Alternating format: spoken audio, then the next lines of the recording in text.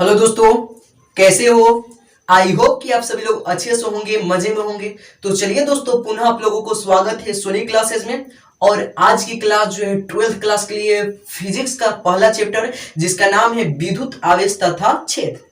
मेरे प्यारे साथियों, अगर आप इस वीडियो में अंत तक बने रहेंगे तो आपको बोर्ड एग्जाम से संबंधित बहुत सारे ऐसे प्रश्न मिलेंगे जो कि बार बार आपके एग्जाम में पूछे जाते हैं। तो मेरे प्यारे साथियों, अगर आप हमारे चैनल पर नए हैं तो आप हमारे चैनल को सब्सक्राइब करें और ज्यादा से ज्यादा अपने दोस्तों में शेयर करें अगर यह वीडियो आपको पसंद आए तब, अन्यथा आप शेयर मत करिएगा और इस वीडियो को लाइक मत करिएगा। इसलिए अगर आपको यह वीडियो पसंद आएगा तभी ये ऐसा काम करिएगा। तो मेरे प्यारे साथियों, ये जो वीडियो है, इस वीडियो में हम लोग पढ़ेंगे कि विद्युत आवेश तथा क्षेत्र 12th क्लास के लिए, ठीक है। तो सबसे पहले हम पढ़ेंगे कि विद्युत आवेश क्या है। विद्युत आवेश पढ़ने से पहले हम पढ़ेंगे कि विद्युत धारा क्या है। आप 9th क्लास में, 10th क्लास में और 11th क्लास में विद्युत धारा पढ़े होंगे। थोड़ा सा मैं यहाँ पर चर्चा करना चाहूंगा क्योंकि आपको इसमें थोड़ा सा जानना होगा। तो देखिए, विद्युत धारा की बात करते हैं। विद्युत धारा,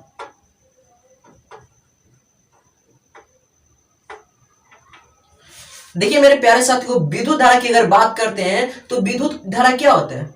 इलेक्ट्रॉन के सतत प्रवाह, यानी सतत मतलब होता है लगातार, यानी इलेक्ट्रॉन के सतत प्रवाह को ही विद्युत धारा कहते हैं। Diet clear? यानी विद्युत धारा किसे कहते हैं? तो इलेक्ट्रॉन के सतत प्रवाह को विद्युत धारा कहते हैं। ये आप लोग पढ़ चुके हैं 9th क्लास में, 10th क्लास में या 11th क्लास में आप लोग पढ़ चुके हैं। तो देखिए, विद्युत धारा आप समझ गए कि इलेक्ट्रॉन के सतत प्रवाह को विद्युत धारा कहते हैं, यानी इलेक्ट्रॉन के लगातार प्रवाह, इलेक्ट्रॉन के लगातार प्रवाह को ही विद्युत धारा कहते हैं, ठीक है। अब मेन बात आता है कि विद्युत धारा, भैया आप ये भी बता दीजिए कि विद्युत धारा की ऐसी मात्रक क्या है। तो देखिए मेरे प्यारे साथियों, मैं बता दूं कि विद्युत धारा की ऐसी मात्रक जो है एम्पियर है। विद्युत धारा की ऐसी मात्रक क्या है? ऐसी मात्रक एम्पियर है।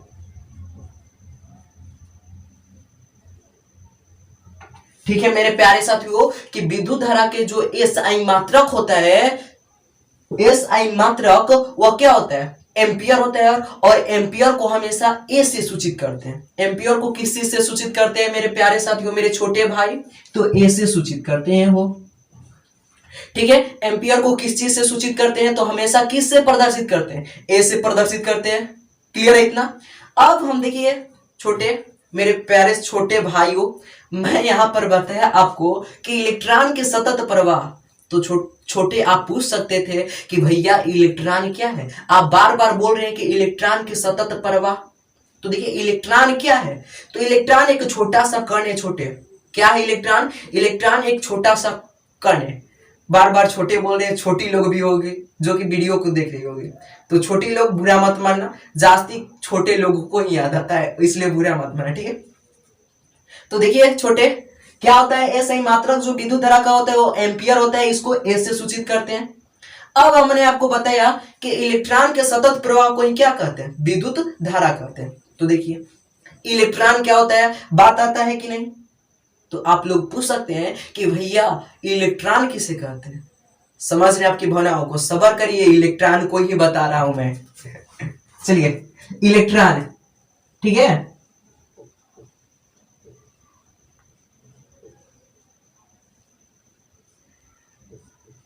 देखिए, इलेक्ट्रॉन क्या है? इलेक्ट्रॉन क्या है? एक छोटा सा कण है।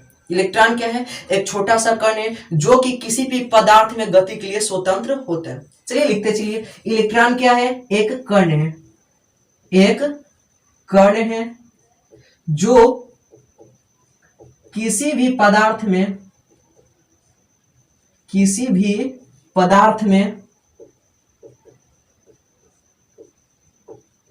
गति के लिए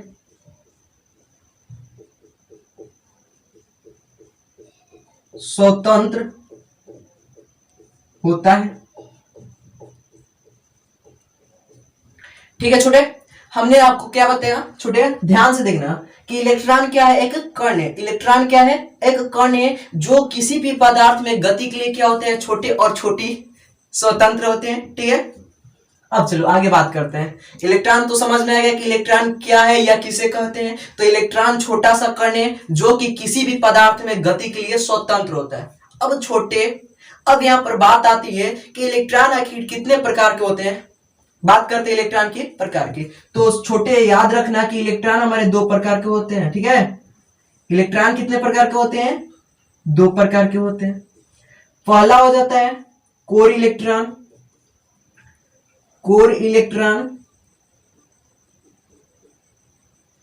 और दूसरा हो जाता है संयोजी इलेक्ट्रॉन।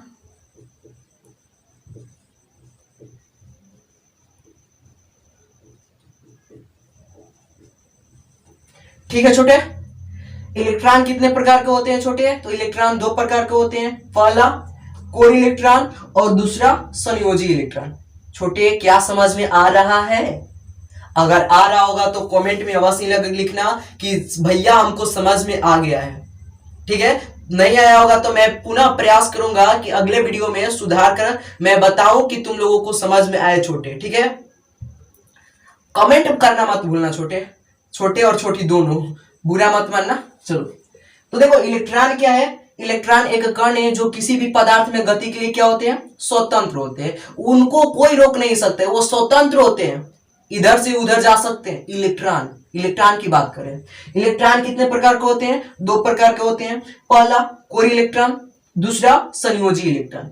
अब यहां पर देखना, ध्यान रखना कि जो कोर इलेक्ट्रॉन इसको बोलते हैं संबंधी इलेक्ट्रॉन। कोर इलेक्ट्रॉन को क्या बोलते हैं? संबंध इलेक्ट्रॉन। यह बंधा हुआ होता है पदार्थों में। चलो लिखते हैं इसको, संबंध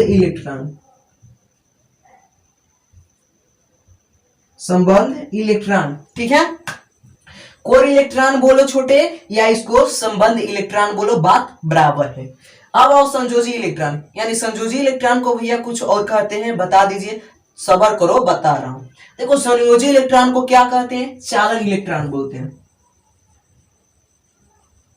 चालन इलेक्ट्रॉन, चालन यानी जो गति करता है। चालन बोले तो जो गति करता है। क्या छोटे समझ में आ रहा है? अगर समझ में आ रहा होगा तो कमेंट बॉक्स में अवश्य कमेंट कर तुम सेंड कर देना, मैं कमेंट इंतजार करूंगा तुम सबका। चलो फिर से आगे चलते हैं। विद्युत धारा, तो विद्युत धारा क्या होता है? इलेक्ट्रॉन के सतत प्रवाह। सतत का अर्थ होता है लगातार, यानी इलेक्ट्रॉन के सतत प्रवाह को ही क्या कहते हैं? विद्युत धारा कहते हैं। और विद्युत धारा का जो एसआई मात्रक होते हैं वह एम्पियर होता है, और एम्पियर को हमेशा ए से सूचित करते हैं। इतना समझ में आया? अब तुम छोटे पूछ सकते हो कि भैया बता दीजिए कि इलेक्ट्रॉन क्या है। तो हमने बताया कि इलेक्ट्रॉन क्या है? एक कण है। इलेक्ट्रॉन क्या है? एक कण है जो किसी भी पदार्थ में गति के लिए स्वतंत्र होते हैं। Date clear? इलेक्ट्रॉन हमारा दो प्रकार के होते हैं, पहला कोर इलेक्ट्रॉन और दूसरा संयोजी इलेक्ट्रॉन। कोर इलेक्ट्रॉन को संबंध इलेक्ट्रॉन कहते हैं और संयोजी इलेक्ट्रॉन को चालन इलेक्ट्रॉन कहते हैं। इतना तो पर समझ गए आप लोग? अब देखिए मैं आपको बता रहा हूं कि कोर इलेक्ट्रॉन या संबंध इलेक्ट्रॉन किसे कहते हैं, और उसके बाद में बताऊंगा संयोजी इलेक्ट्रॉन या चालन इलेक्ट्रॉन। बहुत ही आपको चुटकियों में समझ में आ जाएगा, बस यहां पर आप अपना माइंड रखे रहे। देखिए कोर इलेक्ट्रॉन आप बोल सकते हैं वैसा इलेक्ट्रॉन, ठीक है। वैसा इलेक्ट्रॉन जो किसी भी पदार्थ में गति के लिए स्वतंत्र नहीं होता है, उसे क्या कहते हैं? कोर इलेक्ट्रॉन बोलिए या संयोजी इलेक्ट्रॉन। क्या यह पदार्थ में गति के लिए स्वतंत्र होता है? हाँ या नहीं? हाँ या नहीं? ये स्वतंत्र नहीं होते हैं, ठीक है। यानी बोल सकते हैं कि वैसा इलेक्ट्रॉन जो किसी भी पदार्थ में गति के लिए स्वतंत्र नहीं होते हैं उसे कौन सा इलेक्ट्रॉन कहते हैं? तो उसे कोर इलेक्ट्रॉन कहते हैं या संबंध इलेक्ट्रॉन कहते हैं। अब बात रही संयोजी इलेक्ट्रॉन की साहब। अब संयोजी इलेक्ट्रॉन तो भी आपको समझना है, तो देखिए आप इसके ऑपोजिट बोल देंगे, आपको हो जाएगा वो संयोजी इलेक्ट्रॉन। यानी वैसा इलेक्ट्रॉन जो पदार्थ में गति के लिए क्या होते हैं? स्वतंत्र होते हैं, उनको आजादी रहती है, उसी इलेक्ट्रॉन को बोलते हैं संयोजी इलेक्ट्रॉन या चालन इलेक्ट्रॉन। Date clear? फिर से खाली समझिए कि संयोजी इलेक्ट्रॉन क्या होते हैं। तो वैसा इलेक्ट्रॉन जो किसी भी पदार्थ में गति के लिए स्वतंत्र होते हैं उसी पदार्थ को बोलते हैं संयोजी इलेक्ट्रॉन या चालन इलेक्ट्रॉन, ठीक है। कोर इलेक्ट्रॉन समझ में आ गया, संयोजी इलेक्ट्रॉन समझ में आ गया। अब यहीं से अब हमारे बोर्ड एग्जाम में जो क्वेश्चन पूछे जाते हैं वह पूछे जाएंगे। अब आप देखिए धातु और अधातु पढ़े होंगे, ठीक है, धातु और अधातु 11th क्लास में पढ़े होंगे, 10th क्लास में पढ़े होंगे केमिस्ट्री में, ठीक है, धातु और अधातु। देखिए धातु क्या होता है, वैसा पदार्थ, यानी क्या होता है, वैसा पदार्थ जो इलेक्ट्रॉनों को त्याग कर धनायन आयन ग्रहण करता है उसी को बोलते हैं धातु। और अधातु क्या होता है, वैसा पदार्थ जो इलेक्ट्रॉनों को त्याग कर धनायन आयन ग्रहण नहीं करता उसी को बोलते हैं अधातु। ये आप लोग 11th और 10th में पढ़ चुके हैं। अब यहां पर हमको बोर्ड एग्जाम में क्वेश्चन पूछे जाते हैं कि धातुएं विद्युत की सुचालक होती है क्यों, धातुएं विद्युत की सुचालक होती है क्यों, यही हमको समझना है कि धातुएं विद्युत की सुचालक होती है भैया क्यों। अरे सब्र करिए मैं बता रहा हूं। देखिए जिस पदार्थ में ये संयोजी इलेक्ट्रॉन रहेगा, यानी दुनिया के जो भी पदार्थ है अगर उस पदार्थ में संयोजी इलेक्ट्रॉन है तो पदार्थ विद्युत के सुचालक होगा, ठीक है। यानी जिस पदार्थ में संयोजी इलेक्ट्रॉन रहेगा वही पदार्थ क्या होगा, विद्युत के सुचालक होगा। और इधर सुनिए, जिस इलेक्ट्रॉन में कोर इलेक्ट्रॉन रहेगा वह पदार्थ कोई भी हो सब क्या होगा, विद्युत के कुचालक होगा, वह क्या होगा, विद्युत के कुचालक होगा। बताइए समझ में आया कि नहीं आया, बताइए समझ में आया नो। फिर से कर लीजिए, संयोजी इलेक्ट्रॉन जिस भी पदार्थ में रहेगा वह पदार्थ क्या होगा, विद्युत धारा का सुचालक होगा। सुचालक यानी उसमें विद्युत धारा प्रवाहित तो हो सकता है। और सुनिए, कोर इलेक्ट्रॉन जिस पदार्थ में रहेगा वह पदार्थ क्या होगा, विद्युत धारा के कुचालक होगा, उसमें विद्युत धारा कभी भी प्रवाहित नहीं होगा। Date clear. या फिर आप ऐसे भी बोल सकते हैं कि धातुएं में विद्युत यानी धातुएं में संयोजी इलेक्ट्रॉन पाए जाते हैं जिसके कारण धातुएं विद्युत की सुचालक होती हैं। बात था, हमारा प्रश्न था कि धातुएं विद्युत की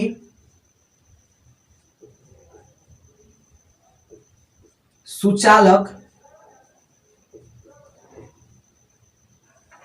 होती है क्यों। ठीक है छोटे, हम लोगों का प्रश्न क्या था कि धातुएं जो होती है विद्युत की सुचालक होती है क्यों। तो हमने छोटे बताया तुमको कि देखो जिस भी पदार्थ में अगर संयोजी इलेक्ट्रॉन रहेगा तो उस सब पदार्थ क्या होगा, विद्युत धारा के सुचालक होगा। और जिस पदार्थ में कोर इलेक्ट्रॉन रहेगा, कोर इलेक्ट्रॉन, वह पदार्थ क्या होगा, विद्युत धारा के कुचालक होगा। यानी हम बोल सकते हैं कि धातुएं जो होती है, धातुएं उसमें कौन सा इलेक्ट्रॉन पाया जाता है, संयोजी इलेक्ट्रॉन। और संयोजी इलेक्ट्रॉन क्या होता है, यह किसी भी पदार्थ में गति के लिए स्वतंत्र होता है। जब स्वतंत्र रहेगा तो उसमें विद्युत धारा प्रवाहित होगा कि नहीं होगा, होगा। कैसे, मान लो ये हमारे पास छड़ है, ठीक है, ये हमारे पास क्या है, धातुएं की छड़ है। मान लो यहां पर संयोजी इलेक्ट्रॉन है, यहां पर भी है, यहां पर भी है। मान लो संयोजी इलेक्ट्रॉन यहां से यहां आ गया, तो बताओ अगर यहां पर हम करंट दे रहे हैं, इसको अगर हम यहां पर करंट दे रहे हैं, धारा दे रहे हैं, तो क्या यह यहां से यहां तक आएगा कि नहीं आएगा, अवश्य ही आएगा। क्योंकि यह जो इलेक्ट्रॉन है यह गति कर रहा है, यह क्या है, इलेक्ट्रॉन जो है गति कर रहा है। यहां से यहां, फिर यहां आएगा, यहां आएगा, यहां आएगा, यहां आएगा, फिर एकदम लास्ट छोर पर चला जाएगा। तो हम बताए कि इलेक्ट्रॉन, ठीक है, इलेक्ट्रॉन क्या होते हैं, संयोजी इलेक्ट्रॉन, वह गति के लिए स्वतंत्र होते हैं। इलेक्ट्रॉन क्या होते हैं मेरे प्यारे साथियों, गति के लिए स्वतंत्र होते हैं। अब कौन सा इलेक्ट्रॉन, तो संयोजी इलेक्ट्रॉन। तो देखो धातुओं में क्या होती है, संयोजी इलेक्ट्रॉन पाई जाती है, जिसके कारण क्या होती है, धातुएं विद्युत की सुचालक होती है। अगर बात करें अधातु की, अधातु यानी बात करें जाओ कि अधातुएं विद्युत की कुचालक होती है क्यों, तो देखो मेरे प्यारे साथियों, अधातुएं मानते हैं कि विद्युत की कुचालक होती है, तो परंतु क्यों होती है, तो अधातुओं में जो इलेक्ट्रॉन पाए जाते हैं वह कोर इलेक्ट्रॉन होता है। अधातुओं में कौन से इलेक्ट्रॉन पाए जाते हैं, कोर इलेक्ट्रॉन पाया जाता है, जिसके कारण अधातुएं विद्युत की क्या होती है, कुचालक होती है। डेट क्लियर है। तो मेरे प्यारे साथियों जल्दी इसको अगर आप नोट करना चाहते हैं तो नोट कर ले, क्योंकि मैं इस बोर्ड को साफ करने वाला हूं। चलिए नोट कर लीजिए जल्दी।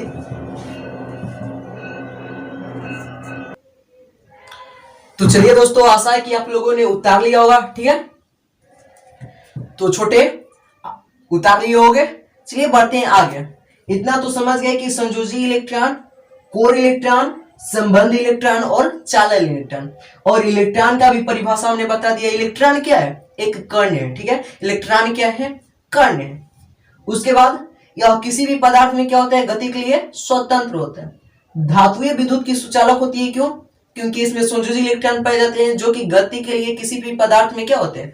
स्वतंत्र होते हैं। इसलिए धातुएं विद्युत की क्या होती है? सुचालक होती है। और उसके अपोजिट, जबकि धातुएं विद्युत की क्या होती है? कुचालक होती है, क्योंकि इसमें कोर इलेक्ट्रॉन पाए जाते हैं, संबंध इलेक्ट्रॉन पाए जाते हैं। ठीक है, अब चलिए इसको साफ करते हैं और बढ़ते हैं अपने पॉइंट विद्युत आवेश की तरफ।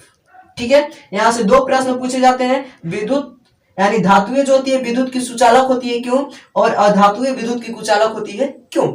ये सपोजिटरी सब आपको पढ़ना है, इसलिए हमने आपको बता दिया। अब चलिए विद्युत आवेश की बात करते हैं कि विद्युत आवेश क्या है।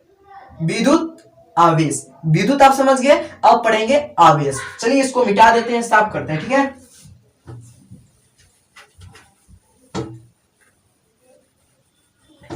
कि बैठल रोवेली गुजरिया हो, कि बैठल रोवेली गुजरिया हो, चुनरिया में दाग लगे गई, तो कहीं से जाई पिया के नगरिया हो, चुनरिया में दाग लगे गई, तब बैठल रोवे ली गुजरिया हो।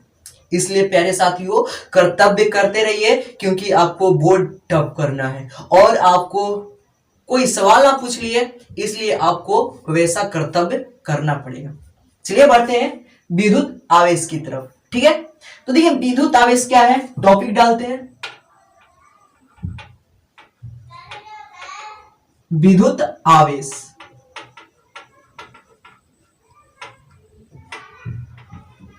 ठीक है, विद्युत आवेश क्या है? तो देखिए विद्युत आवेश यह किसी पदार्थ का गुण है।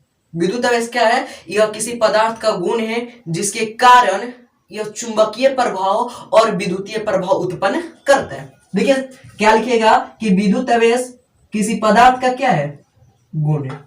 विद्युत आवेश क्या है? किसी पदार्थ का गुण है जिसके कारण चुंबकीय प्रभाव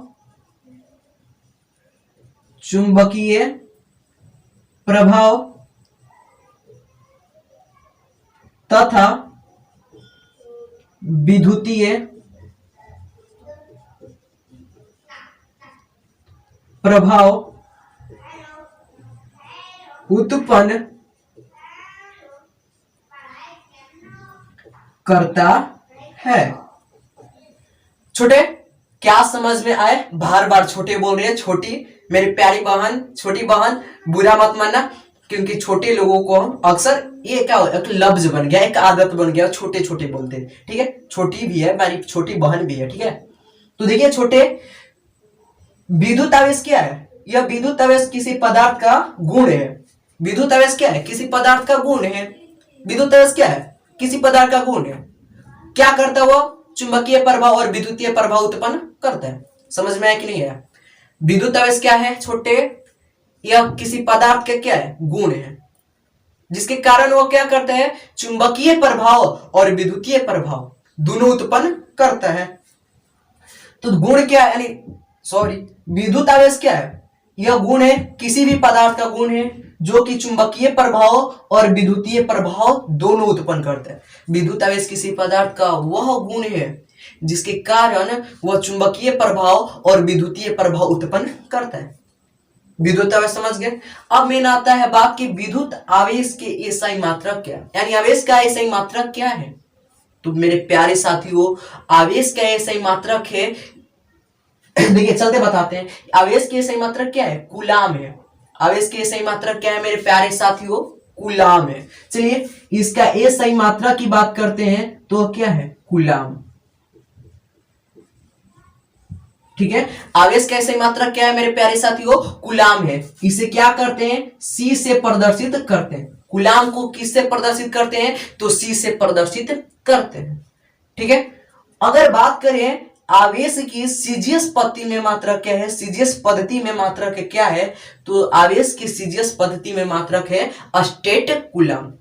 आवेश की सीजीएस पद्धति में क्या मात्रक है मेरे प्यारे साथियों, छोटे भाई छोटी बहन, क्या है, स्टेट कूलम। ठीक है। तो चलिए इसको भी लिख देते हैं कि सीजीएस पद्धति में इसका ऐसे मात्रक क्या है, स्टेट कूलम।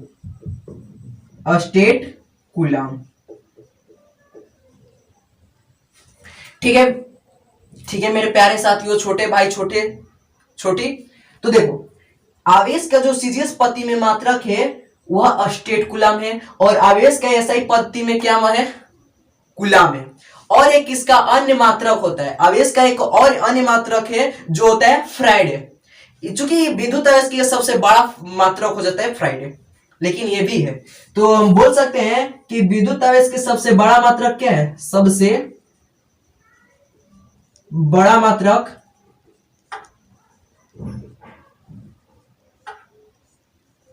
विद्युत आवेश का सबसे बड़ा मात्रक क्या है, तो सबसे बड़ा मात्रक फ्राइडे है। फ्राइडे, इसे एफ से सूचित करते हैं।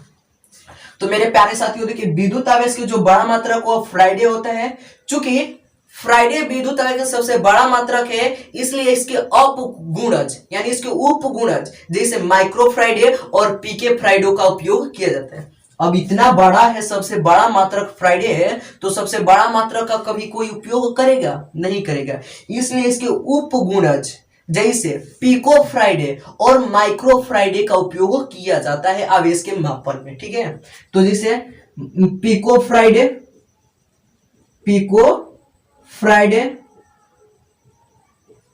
और माइक्रो फ्राइडे,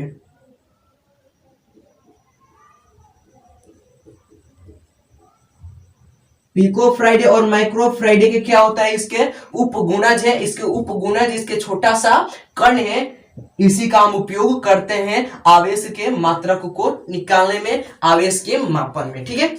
फिर सही है, आवेश किसी भी पदार्थ के क्या है, गुण है, जो कि क्या करते हैं, चुंबकीय प्रभाव और विद्युतीय प्रभाव उत्पन्न करते हैं। उसके बाद हमने बताया कि आवेश के जो एसआई मात्रक है वह क्या है, कूलाम है। कूलाम को सी से प्रदर्शित करते हैं, और सीजीएस पद्धति में जो आवेश का मात्रक होता है वह स्टेट कूलाम है। और उसके बाद हमने बताया कि आवेश के जो सबसे बड़ा मात्रक है वह फ्राइडे है। चूंकि आवेश के सबसे बड़ा मात्रक फ्राइडे हो जाता है, इसलिए उसके उपगुणज जैसे पिको फ्राइडे और माइक्रो फ्राइडे का उपयोग किया जाता है। अब रहा कि पिको फ्राइडे और माइक्रो फ्राइडे क्या है, तो देखिए एक पिको फ्राइडे बराबर, यानी एक पिको फ्राइडे बराबर होता है 10⁻⁻12 कूलाम। ठीक है। एक पिको फ्राइडे बराबर कितना होता है मेरे प्यारे साथियों, 10⁻⁻12 बोलिए। ठीक है, 10⁻⁻12 कूलाम। और एक माइक्रो फ्राइडे बराबर होता है 10⁻⁻6 कूलाम। ठीक है, कूलाम बोलिए या फ्राइडे बोलिए, दोनों बात एक ही है। ठीक है। तो देखिए एक पिको फ्राइडे बराबर कितना होते हैं, 10⁻⁻, कूलाम बोलिए या फ्राइडे बोलिए। उसके बाद एक माइक्रो फ्राइडे बराबर कितना होते हैं, 10⁻⁻6 कूलाम बोलिए या फ्राइडे बोलिए। Date clear. अब देखिए आज की क्लास में हम लोग क्या क्या सीखे, तो आज की क्लास में हम लोग सीखे कि विद्युत धारा क्या है। तो विद्युत धारा क्या है, इलेक्ट्रॉन के सतत प्रवाह को विद्युत धारा कहते हैं, और विद्युत धारा का जो एसआई मात्रक होता है वो एम्पियर होता है। एम्पियर को हमेशा किस से सूचित करते हैं, तो हमेशा क्यू से सूचित करते हैं, सॉरी एम्पियर को हमेशा किस से ए से सूचित करते हैं। और देखिए जो आवेश होता है, आवेश को हमेशा क्यू से सूचित करते हैं। आवेश को हमेशा किस से सूचित करते हैं, क्यू से। छोटा क्यू बोलिए या बड़ा क्यू, आवेश को हमेशा क्यू से प्रदर्शित करते हैं। एक यहां पर छूट रहा था, वह क्या था, आवेश की बीमा। तो आवेश की बीमा की बात करेंगे तो वह होता है एटी। ठीक है मेरे प्यारे साथियों, आवेश की बीमा क्या है, आवेश की बीमा क्या है, तो आवेश की बीमा क्या है, एटी है। Date clear. आवेश की बीमा क्या है, एटी है। ये ऑब्जेक्टिव में बहुत बार पूछता है कि आवेश की बीमा क्या है, एटी, आपको याद करना ही पड़ेगा। तो मेरे प्यारे साथियों, आज की क्लास में हम लोग क्या क्या सीखे, विद्युत धारा सीखे जो कि इसके परिभाषा ने बता दिया, एम्पियर को किससे प्रदर्शित करते हैं, तो ए से प्रदर्शित करते हैं। उसके बाद हमने आपको बताया प्यारे साथियों, मेरे प्यारे छोटी बहनों, हमने आपको बताया कि जो इलेक्ट्रॉन होता है वह क्या होता है। तो इलेक्ट्रॉन एक क्या है, छोटा सा कण है। इलेक्ट्रॉन क्या है प्यारे साथियों, मेरे प्यारे छोटे बहनों, इलेक्ट्रॉन एक छोटा सा कण है जो कि किसी भी पदार्थ में क्या होता है, गति के लिए स्वतंत्र होता है। ठीक है, इलेक्ट्रॉन क्या है, कण है जो किसी भी पदार्थ में गति के लिए स्वतंत्र होता है। इलेक्ट्रॉन पुनः हमने बताया कि दो प्रकार का होता है, एक कोर इलेक्ट्रॉन होता है और एक संयोजी इलेक्ट्रॉन होता है। कोर इलेक्ट्रॉन को संबंध इलेक्ट्रॉन कहते हैं और संयोजी इलेक्ट्रॉन को चालन इलेक्ट्रॉन कहते हैं। और कोर इलेक्ट्रॉन हमने आपको बताया कि वैसा इलेक्ट्रॉन जो किसी भी पदार्थ में गति के लिए स्वतंत्र नहीं होता है, उसी को क्या कहते हैं, कोर इलेक्ट्रॉन कहते हैं या संबंध इलेक्ट्रॉन कहते हैं। ठीक है, और उसके बाद हमने आपको बताया कि संयोजी इलेक्ट्रॉन किसे कहते हैं। ठीक है, तो संयोजी इलेक्ट्रॉन में हमने आपको बताया था कि वैसा इलेक्ट्रॉन जो किसी भी पदार्थ में, कोई भी पदार्थ हो दुनिया के, उसमें वह गति के लिए क्या रहेगा, स्वतंत्र रहेगा, उसी इलेक्ट्रॉन को बोलते हैं संयोजी इलेक्ट्रॉन या चालन इलेक्ट्रॉन। ठीक है, और उसके बाद हमने बताया कि धातुएं जो होती है, धातुएं अक्सर विद्युत की सुचालक होती है। क्यों, क्योंकि उसमें संयोजी इलेक्ट्रॉन होते हैं। चूंकि हम जानते हैं कि संयोजी इलेक्ट्रॉन किसी भी पदार्थ में गति के लिए क्या होता है, स्वतंत्र होता है, जिसके कारण धातुएं क्या होती है, विद्युत की सुचालक होती है। उसके बाद हमने आपको बताया कि अधातुएं विद्युत की कुचालक क्यों होती है। देखिए, अधातुएं जो होती है उसमें कौन से इलेक्ट्रॉन पाए जाते हैं, कोर इलेक्ट्रॉन पाए जाते हैं। चूंकि हम जानते हैं कि कोर इलेक्ट्रॉन किसी भी पदार्थ में गति के लिए स्वतंत्र नहीं होता है, तो जब वो स्वतंत्र रहबे नहीं करेगा तो क्या विद्युत धारा को एक स्थान से दूसरे स्थान तक को लेकर जा सकता है, नहीं लेके जा सकता है। इसलिए जो होती है अधातुएं विद्युत की कुचालक होती है। Date clear. उसके बाद हमने आपको बताया कि विद्युत आवेश क्या है। तो देखिए प्यारे साथियों, विद्युत आवेश किसी भी पदार्थ का एक क्या है, गुण है जिसके कारण वो क्या करते हैं, चुंबकीय प्रभाव तथा विद्युतीय प्रभाव उत्पन्न करता है। Date clear. आवेश क्या है, आवेश किसी भी पदार्थ का गुण है जिसके कारण वह चुंबकीय प्रभाव तथा विद्युतीय प्रभाव उत्पन्न करता है। ओके, उसके बाद हमने आपको बताया कि आवेश का एसआई मात्रक क्या है। तो आवेश का एसआई मात्रक देखिए कूलाम है, और सीजीएस पद्धति में अगर आवेश की मात्रक की बात आती है तो स्टेट कूलाम होता है। और आवेश के सबसे बड़ा मात्रक जो होता है फ्राइडे होता है, इसलिए उसके उपगुणज जैसे माइक्रो फ्राइडे और पीके फ्राइडे का उपयोग किया जाता है। एक माइक्रो फ्राइडे बराबर होता है 10 पे पावर माइनस फ्राइडे बोलिए या कूलाम बोलिए, और एक माइक्रो फ्राइडे बराबर होता है 10 पे पावर माइनस 6 कूलाम या फ्राइडे बोलिए। उसके बाद हमने आपको बताया कि आवेश को हमेशा जब भी प्रदर्शित करते हैं तो उसे स्मॉल क्यू या बड़ा क्यू से प्रदर्शित करते हैं। ठीक है, उसके बाद हमने आपको बताया कि आवेश की जो बीमा होती है, बीमा वो क्या होता है, एटी होता है। तो मेरे प्यारे साथियों, मैं आप सभी से यहीं पर विदा लेता हूं। तब तक के लिए इतना ही। चलिए हम क्या करते हैं, मोटिवेशनल लाइन के साथ आपको विदा करते हैं। देखिए, कहा जाता है कि आपको सूरज जैसा बनना है तो सूरज जैसा तपना होगा। अरे सूरज जैसा बनना है तो सूरज जैसा तपना होगा, नदियों सा आदर पाना है तो पर्वत छोड़ निकलना होगा। अरे सूरज जैसा बनना है तो सूरज जैसा तपना होगा, नदियों सा आदर पाना है तो पर्वत छोड़ निकलना होगा। तो चलिए मिलते हैं नेक्स्ट वीडियो में, तब तक के लिए इतना ही। अगर मेरे प्यारे साथियों, अगर वीडियो आपको पसंद आया तो आप अपने दोस्तों में शेयर अवश्य करिएगा और ज्यादा से ज्यादा लाइक और शेयर करिएगा। और अगर आप हमारे चैनल पर नए हैं तो आप हमारे चैनल को सब्सक्राइब करिएगा। तो मिलते हैं नेक्स्ट वीडियो में, तब तक के लिए इतना ही। सभी को चलिए बढ़ते हैं, मिलते हैं नेक्स्ट वीडियो में।